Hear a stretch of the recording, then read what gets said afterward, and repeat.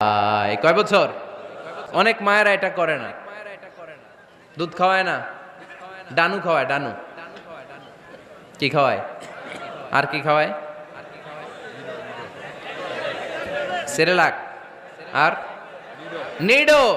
আপনিও জানেন নিডো, ধন্যবাদ আপনি হেল্প করার জন্য। নিডো আর ল্যাকটোজেন আর জোরে বায়োমিল,